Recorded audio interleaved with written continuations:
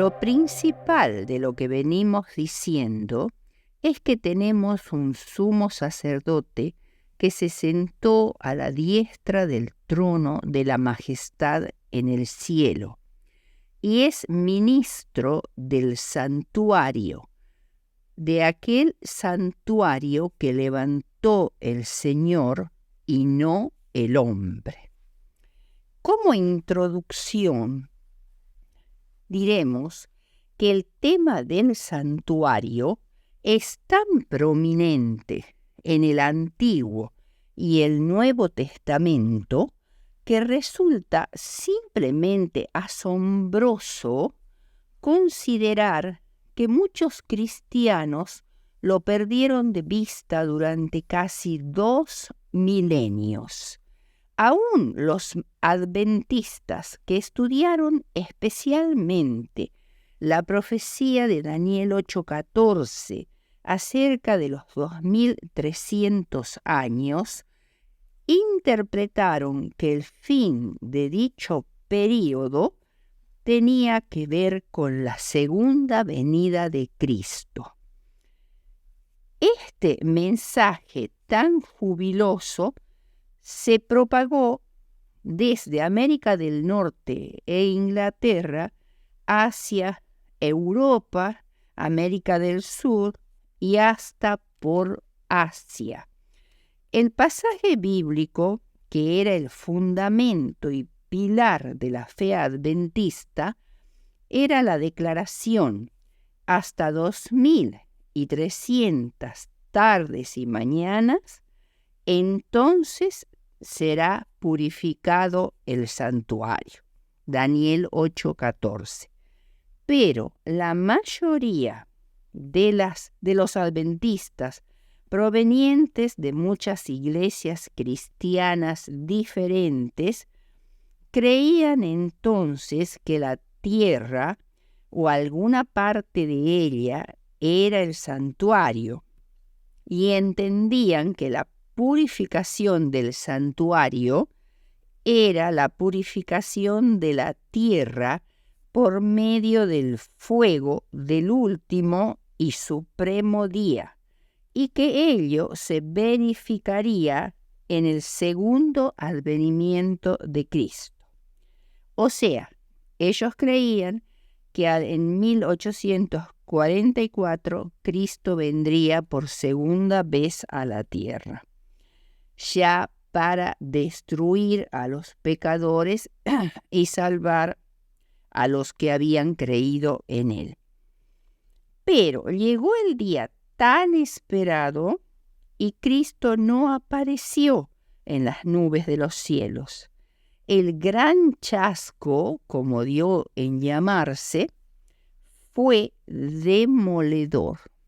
La tristeza, el llanto, la desolación, la perplejidad, el preguntarse por qué, en qué fallamos, pero Dios nunca abandonaría a su pueblo en esta amarga experiencia predicha en Apocalipsis 10, con la escena del librito que Juan debía comer, que sería dulce en su paladar, pero que amargaría su vientre.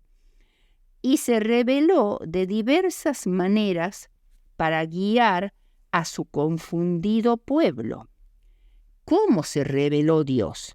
En Port Gibson, un pueblo cercano a Boston, vivía Hiram Edson, un agricultor adventista muy devoto que hizo de su casa un centro donde los adventistas del lugar esperaron la segunda venida, incluyendo a su amigo Owen Crozier.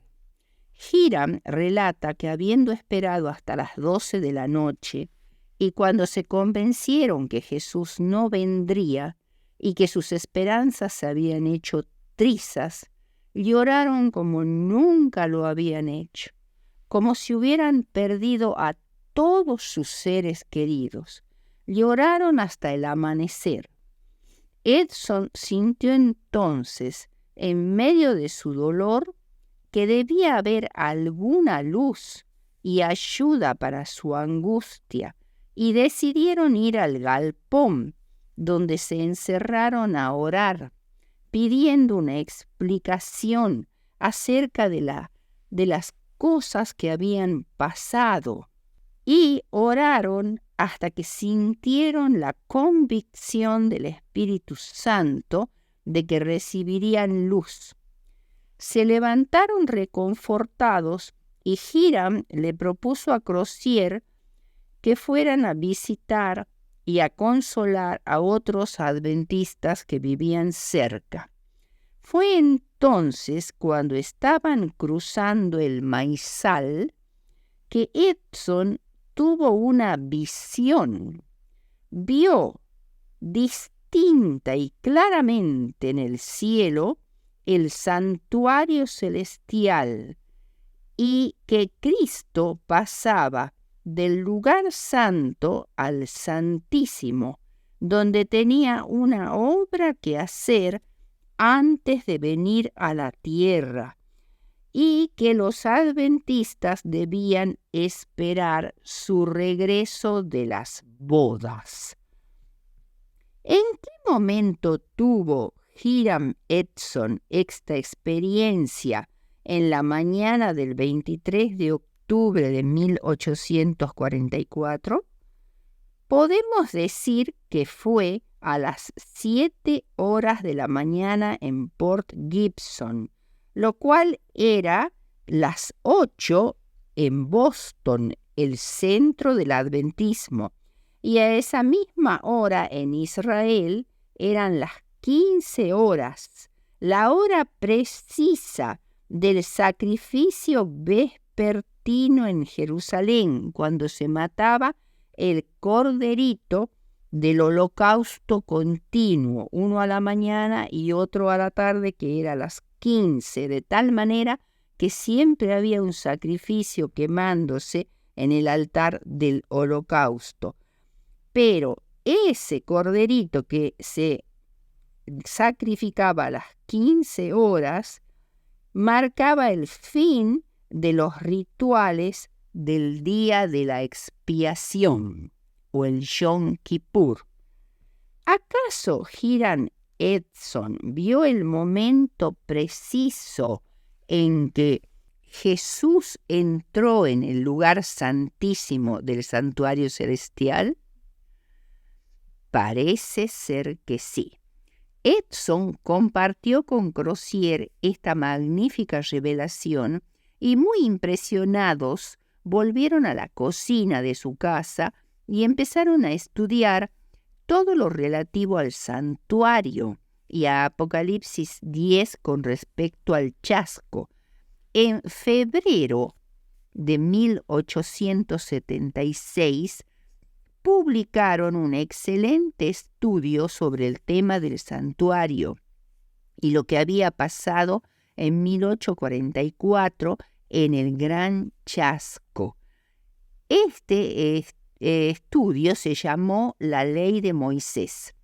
Sin embargo, en 1845, Elena de White, que en ese tiempo era Elena Harmon, porque era soltera aún, recibió una visión del santuario similar a la de Edson. O sea, lo que se debe recalcar es que Crozier y sus amigos no dependieron de ninguna visión de Elena para elaborar el extenso artículo que publicaron, sino únicamente del Antiguo Testamento, de la Palabra de Dios, y que, por otro lado, Elena recibió la visión del santuario antes, en 1845, y no después de haber leído la obra de Crozier, que se publicó en febrero de 1876. O sea, fueron dos revelaciones simultáneas, digamos, a personas diferentes en épocas diferentes, pero la revelación era la misma, que la de los 2300 días de tarde y de mañana, en los cuales Dios purificaría el santuario, tenía que ver con el santuario celestial. Los adventistas del séptimo día se dieron cuenta de que la doctrina del santuario celestial no solo es una enseñanza bíblica importante, sino que también es el nudo, por así decirlo, que conecta otras doctrinas como la de la existencia de Dios como creador y supremo gobernante del universo, la doctrina del origen del mal y del gran conflicto, la doctrina de la encarnación de Cristo y de su primera venida a la tierra para morir por el hombre, resucitar y ascender al cielo glorificado, la doctrina de la salvación en Cristo y la doctrina de los eventos finales. Por todo esto, la Iglesia Adventista entiende que la profecía de los 2300 años de Daniel 8:14 se refiere al santuario celestial y al gran conflicto, que este santuario celestial es el centro de la gran obra redentora de Cristo para revertir todo lo que el pecado ha destrozado y destruido en nuestro mundo caído. Por ello es preciso entender claramente que el mensaje de la profecía de los 2300 días es la esencia misma del Evangelio eterno de Apocalipsis 14:6, el mensaje del primer ángel. Dios quiere que todos los seres humanos visualicemos con los ojos de la fe este santuario celestial donde se está llevando a cabo nuestra salvación. Veamos entonces ahora, después de esta introducción, el santuario celestial. Hebreos 8, 1 y 2 dice: Ahora bien, el punto principal de lo que venimos diciendo es que tenemos tal sumo sacerdote, el cual se sentó a la diestra del trono de la majestad en los cielos, ministro del santuario y de aquel verdadero tabernáculo que levantó el Señor y no el hombre. La Biblia presenta a Dios en numerosos pasajes como ya morando en su templo celestial. Por ejemplo, en el Salmo 11:4 dice: Jehová está en su santo templo. Jehová tiene en el cielo su trono. Surge entonces la pregunta: ¿cuándo levantó o estableció el Señor ese templo celestial? Si la residencia de Dios se dio desde la eternidad en un templo, no lo sabemos. Es de suponer que fue así, pues el lugar donde Dios está será siempre un lugar de adoración. Sin embargo, aquí se está hablando de un templo que se ha diseñado para resolver el problema del pecado de raíz, con todas sus secuelas que se introdujeron en este mundo. Y Pablo liga en la epístola a los hebreos el ministerio sacerdotal de Jesús con la creación del mundo y la introducción del pecado en él. Por lo tanto, se hace evidente que Dios tuvo que introducir una serie de elementos al templo celestial en el cual Él moraba desde la eternidad cuando el pecado apareció en el mundo. Y el sacrificio de Cristo en la cruz y su ungimiento como sumo sacerdote a la diestra de Dios tuvieron por objeto inaugurar el templo celestial para resolver verdaderamente el problema del pecado. Recién cuando Cristo murió en la cruz como sacrificio por el pecado y ascendió a los cielos, donde fue entronizado a la diestra del Padre, recién comenzó a funcionar verdaderamente el santuario celestial para resolver el problema del pecado. Y todos estos, está hablando Pablo de los héroes de la fe en Hebreos 11, aunque alcanzaron un buen testimonio mediante la fe, no recibieron lo prometido, proveyendo Dios alguna cosa mejor para nosotros, para que no fuesen ellos perfeccionados aparte de nosotros. Hebreos 11, 39 y 40. Es decir, que todos los que murieron antes del sacrificio de Cristo en la cruz y se arrepintieron de sus pecados y los confesaron, recibieron el perdón de una manera, digamos así, real, pero que debía ser confirmada después de la muerte de Cristo y de su entronización en el cielo como sumo sacerdote. Hasta que no se ofreciese la sangre del Cordero de Dios, el servicio efectuado en el templo celestial desde la caída de Adán no tendría plena validez. Se requería la ratificación del convenio hecho entre el Padre y el Hijo en sus concilios eternos, mediante el sacrificio de Jesús, para que la obra de la redención tuviese efecto.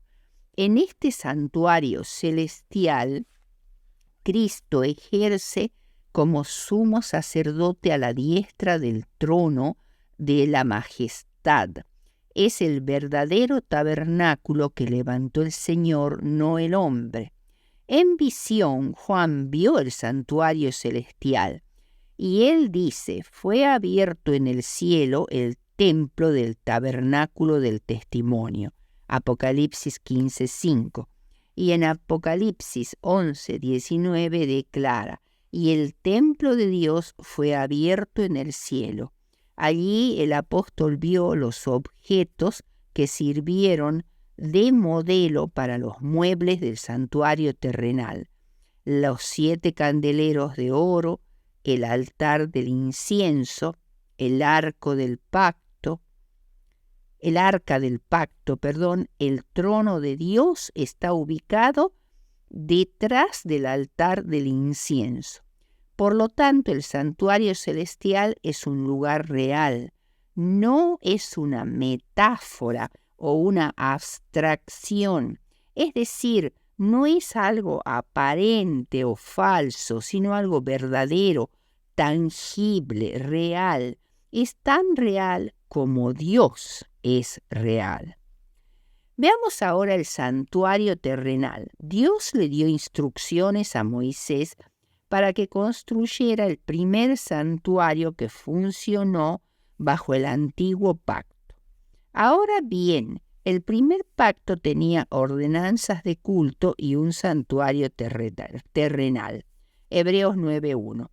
Para que sirviera como su morada terrenal, y harán un santuario para mí y habitaré en medio de ellos. Ese era el objetivo primero, que Dios moraría en medio de su pueblo en el santuario terrenal. Éxodo 25:8. En este lugar el pueblo aprendía el camino de la salvación. Unos 400 años más tarde, el tabernáculo portátil de Moisés fue reemplazado por el templo permanente que el rey Salomón construyó en Jerusalén. Después que Nabucodonosor destruyó este templo, los exiliados que volvieron de la cautividad babilónica construyeron el segundo templo, el cual Herodes el Grande remodeló y mejoró mucho, pero fue destruido por los romanos en el año 70 de nuestra era.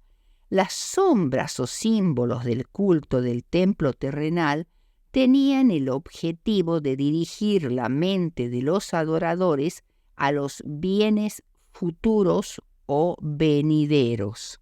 Dios sometió este mundo venidero de cumplimientos y realidades a Jesús, pues sólo Él cumpliría con la razón de ser de las sombras de lo porvenir, siendo Él la realidad misma de estas prefiguraciones.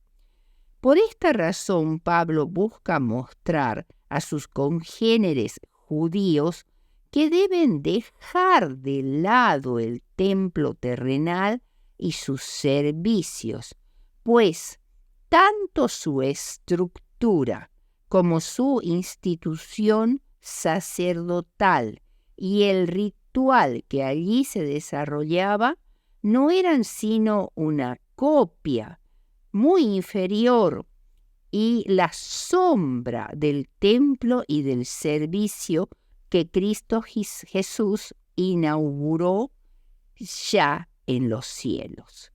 Hebreos 8:13 dice, al decir nuevo pacto, ha dado por viejo al primero, y lo que se da por viejo se envejece y está próximo a desaparecer. En resumen, el santuario terrenal del Antiguo Testamento no era solamente una parte de la cultura de Israel, sino que señalaba principalmente al santuario celestial y al ministerio de Jesús en favor de la humanidad. El tercer punto es el ministerio de Jesús en el santuario celestial. El santuario terrenal ilustraba 3 fases del ministerio de Cristo. Primero, el sacrificio sustitutivo de Cristo. Cada sacrificio de animales que se ofrecían en el santuario terrenal simbolizaba la muerte de Jesús para el perdón de los pecados, revelando así la verdad según la cual, sin derramamiento de sangre, no se hace remisión. La palabra remisión es lo mismo que perdón, o sea, sin derramamiento de sangre no hay perdón de pecados. Hebreos 9:22. Estos sacrificios ilustraban las siguientes verdades. Primero, que el juicio de Dios se hace sobre el pecado. O sea, por cuanto el pecado consiste en una rebelión profundamente arraigada contra todo lo que es bueno, puro y verdadero, no se lo puede pasar por alto. La paga del pecado es muerte. Romanos 6:23. Esto es una verdad muy radical, difícil de digerir para un mundo como vivimos hoy, donde se cree que cada cual puede hacer lo que quiera sin tener que dar razones o explicaciones por su forma de actuar. Aquí claramente se dice que el pecado es la transgresión de la ley y es una rebelión contra Dios, por lo cual Dios emite juicio sobre él, no lo pasa por alto. Y la paga del pecado es la muerte. El segundo punto que ilustraba el sacrificio de animales es que la muerte de Cristo se hizo en reemplazo de nuestra propia muerte. Todos nosotros nos descarriamos como ovejas, mas Jehová cargó en él, o sea, en Cristo, el pecado de todos nosotros. Isaías 53:6. Y Cristo murió por nuestros pecados conforme a las Escrituras. Primera de Corintios 15:3. El tercer punto es que Dios provee el sacrificio expiatorio. Cristo fue tratado como nosotros merecemos serlo tratados, a fin de que nosotros seamos tratados como Él merece. Fue condenado por nuestros pecados, en los cuales Él no había participado, a fin de que nosotros pudiéramos ser justificados por su justicia, en la cual no habíamos participado. Él sufrió la muerte nuestra a fin de que pudiéramos recibir la vida suya. Por su llaga fuimos nosotros curados. Isaías 53:5. Los sacrificios del santuario terrenal se repetían una y otra vez, año tras año. Por contraste, nuestro Señor murió como sacrificio expiatorio en el Calvario de una vez para siempre y no necesita morir de nuevo. Por eso es que esto lo dice Hebreos 9, 26 al 28.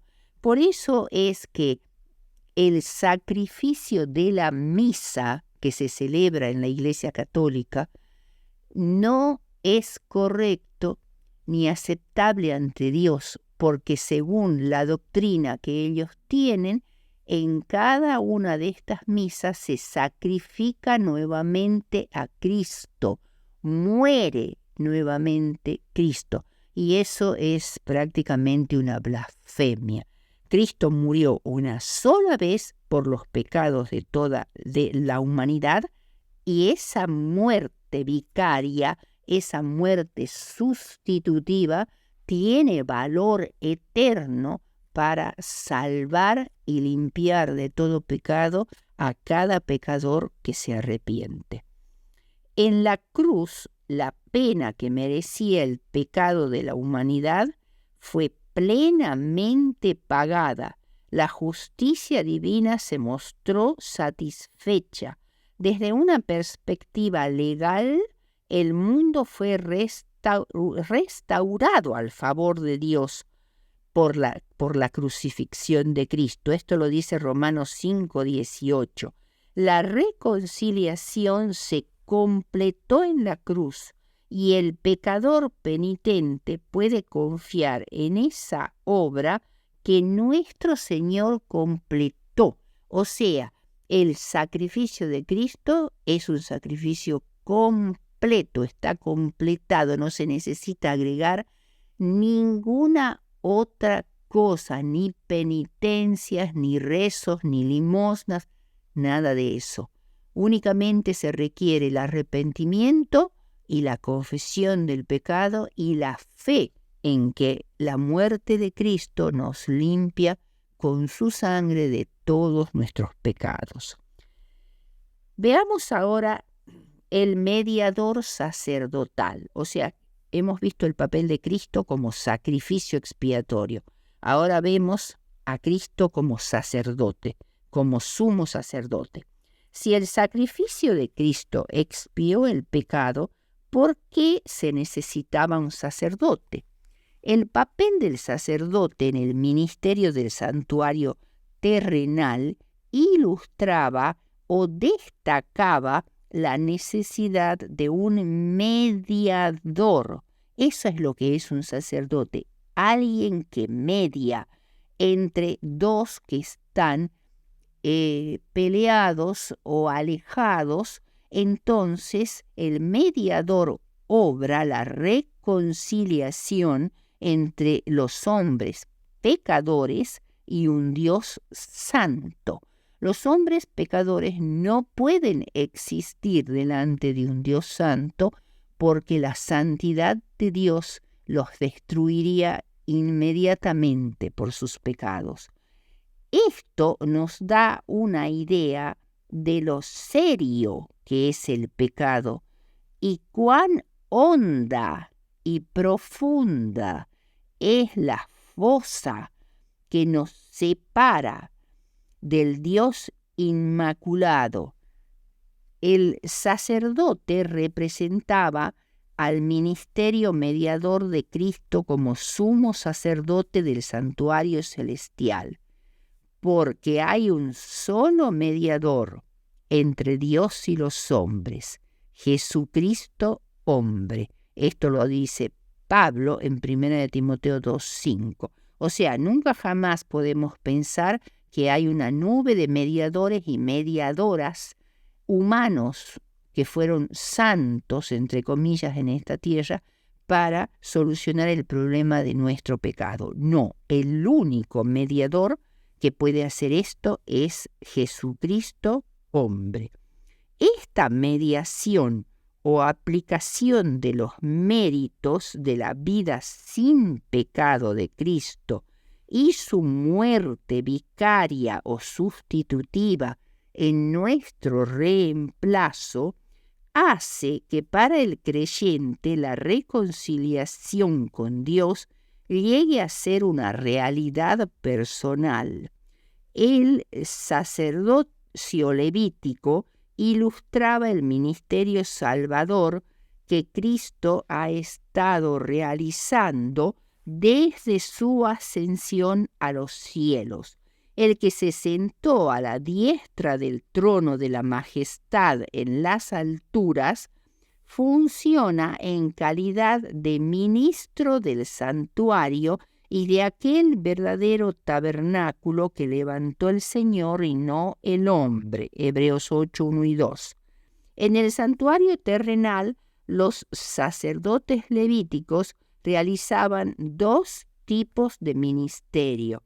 Primero, el ministerio cotidiano en el lugar santo y segundo, el ministerio anual en el lugar santísimo.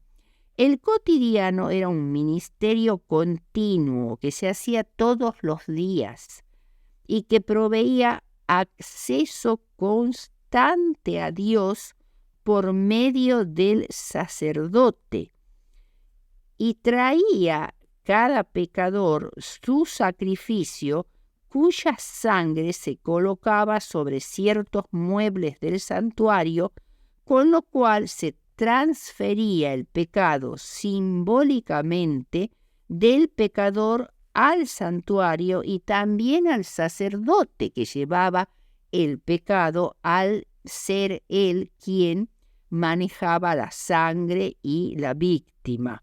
O sea, el santuario y su sacerdocio asumía la culpabilidad y la responsabilidad del pecador penitente en forma momentánea cuando éste ofrecía una ofrenda por el pecado, confesando sus errores. Por amor a Cristo, Dios perdona al pecador arrepentido, le imputa el carácter justo y la obediencia de su Hijo, perdona sus pecados y registra su nombre en el libro de la vida como uno de sus hijos. Justificación y santificación del creyente. El ministerio anual se realizaba en el lugar santísimo. Estaba centrada en el santuario, ya que éste debía ser purificado de los pecados que por medio de la colocación de la sangre de los sacrificios lo había contaminado. Requería 2 machos cabríos que iban a servir para ser en esta ceremonia, uno para el Señor y otro para Azazel.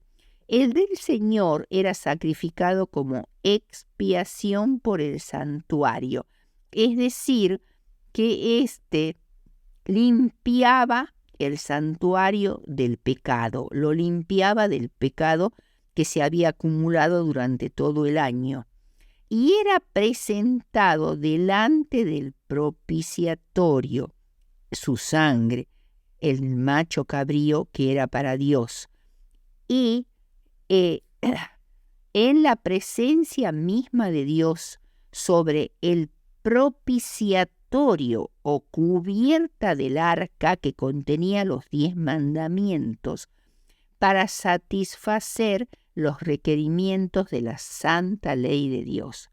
Esta acción simbolizaba el precio exorbitante e inconmensurable que Cristo debió pagar por nuestros pecados y revelaba cuán ansioso está Dios por reconciliar consigo a su pueblo. Hacía expiación también por el altar del incienso y el altar de los sacrificios para purificarlos a ambos. Luego, en representación de Cristo como mediador, el sumo sacerdote tomaba sobre sí mismo los pecados que habían contaminado al santuario y habían sido ya quitados de él por la sangre del primer macho cabrío, y lo transfería simbólicamente al macho cabrío vivo al poner sus manos sobre su cabeza y confesar los pecados del pueblo. Este era el macho cabrío para Azazel, que es un nombre que representaba a Satanás, el originador e instigador del pecado, y lo llevaba lejos del campamento. Esta acción quitaba los pecados del pueblo. El santuario era purificado y preparado para un año más de ministerio. Este era el día de la expiación, también llamado Día del Perdón o Yom Kippur, que enfoca la extirpación final y definitiva del pecado e implica un proceso de juicio. O sea que la expiación por medio del juicio se hace por medio de la destrucción final y definitiva de Satanás y sus seguidores. El día de la expiación, digamos así, representa las 3 fases del juicio final. Tenemos primero la fase investigadora, que es la remoción de los pecados de los libros celestiales. Eso se hace cuando cada persona confiesa sus pecados y cree que la sangre de Cristo los limpia.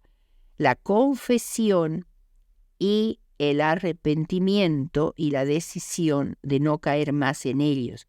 Esa es la remoción del pecado de los libros del santuario.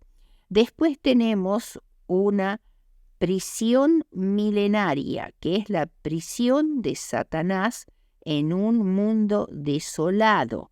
¿Qué tiene que ver esto con el juicio?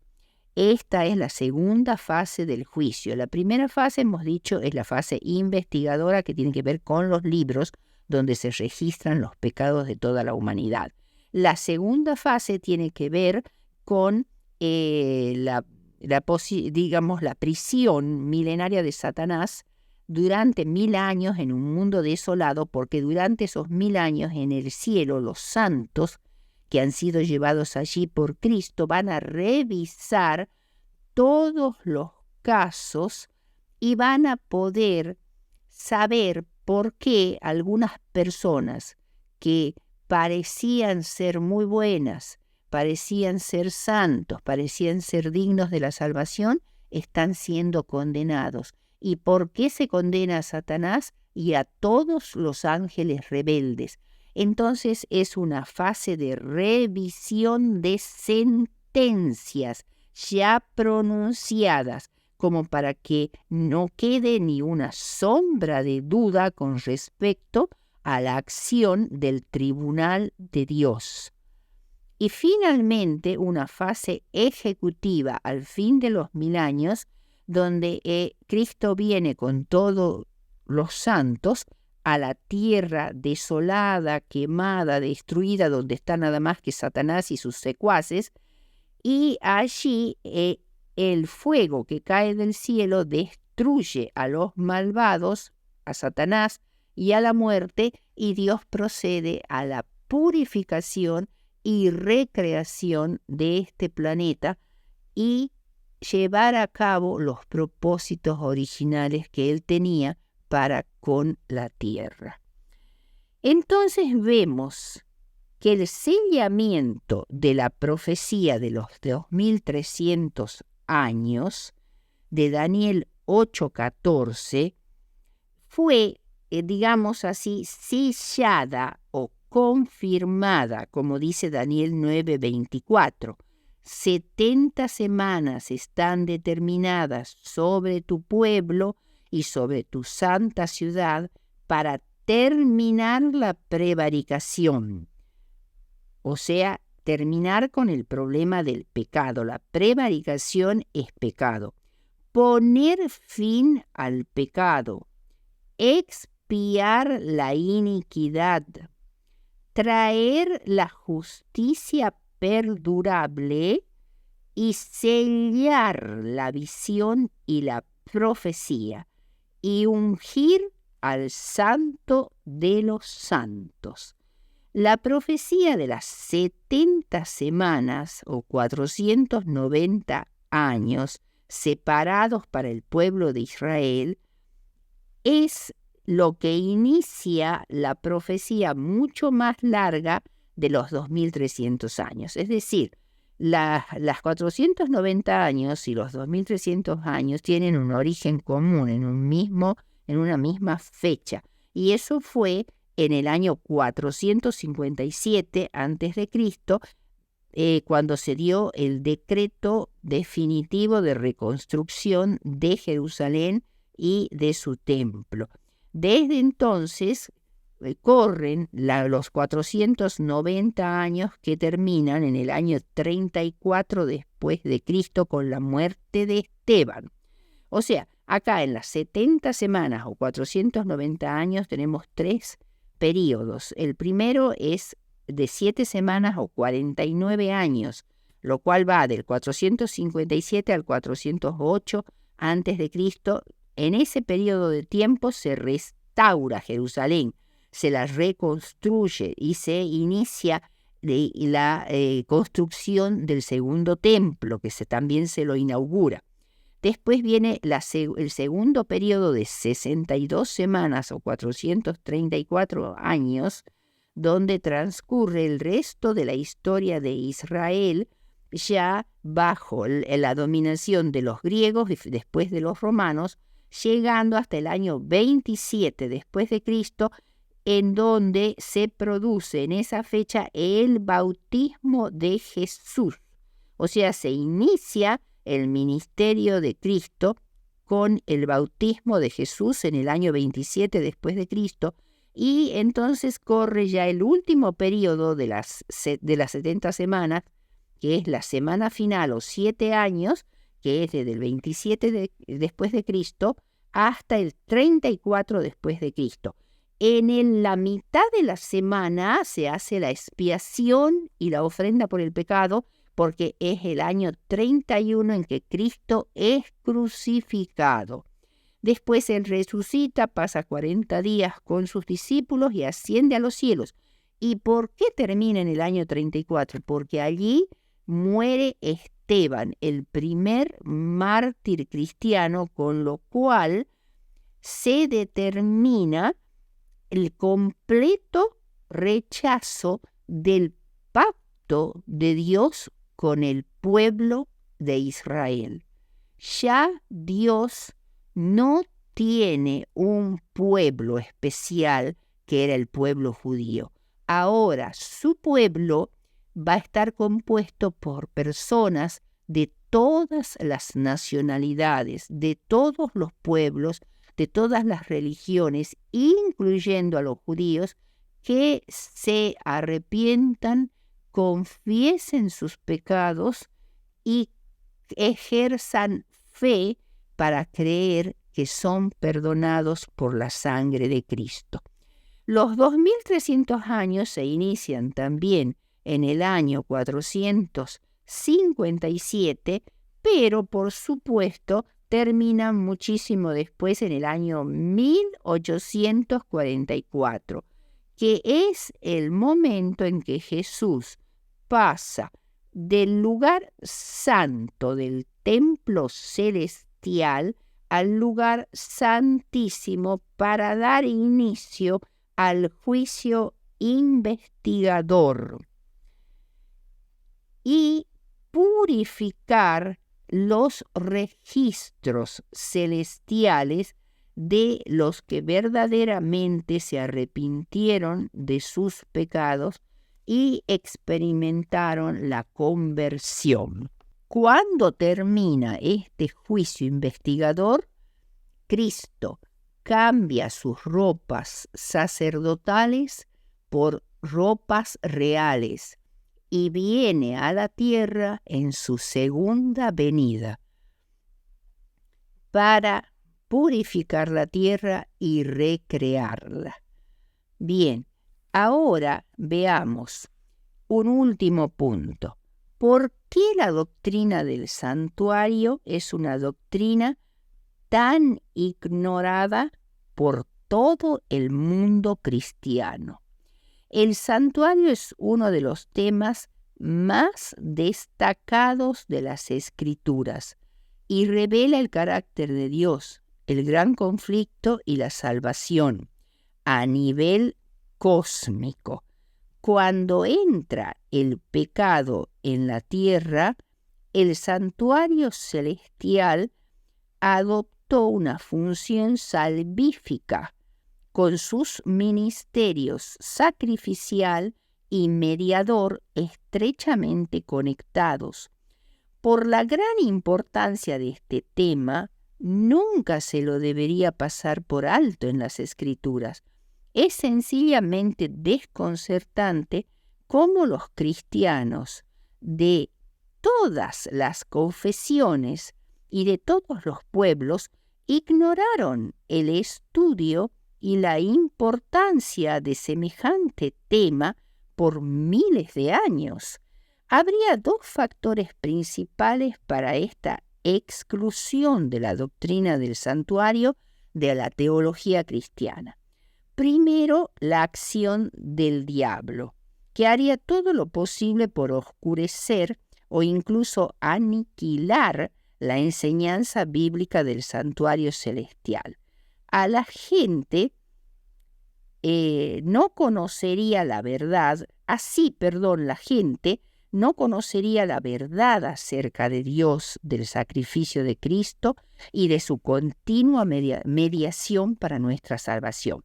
Esa sería la primera razón. La segunda es la introducción del concepto de la filosofía griega del dualismo dentro del cristianismo durante sus primeros siglos. Según este concepto, los seres humanos tienen dos esferas, la terrenal y la celestial.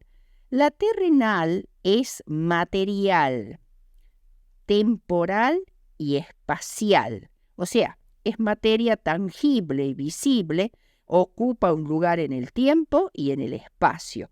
Y la otra naturaleza o ámbito sería el celestial, que es inmaterial, atemporal y sin espacio concreto. O sea, no hay existencia física ni relación personal, no hay comunicación entre las dos esferas. Solo se puede entrar en la celestial dejando de existir como seres humanos integrados y sobrevivir de alguna manera no muy bien explicada como almas inmortales o mentes incorpóreas que no experimentan ni el tiempo ni el espacio. O sea, es la creencia de que tenemos un cuerpo físico que muere y un alma inmortal que no muere y que es completamente autónoma. Esta es la gran mentira satánica. Por ello, el santuario celestial es alegorizado. No son personas las que se salvan, son almas, seres incorpóreos. No se trata de un espacio literal y mucho menos Jesús tiene un cuerpo humano. Por esta razón, la Iglesia Católica Romana aplicó el ministerio mediador de Cristo a la Iglesia y a su sacerdocio, un sacerdocio humano, lo cual es una clara y trágica usurpación del ministerio mediador de Cristo y ha llegado a socavar y menospreciar el sacrificio de Cristo.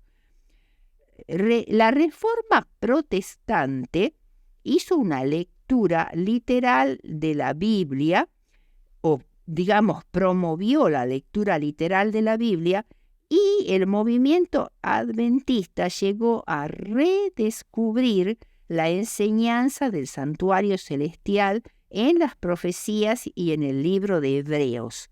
Nuestra misión es volver a colocar en su sitio estas importantísimas doctrinas del cristianismo verdadero.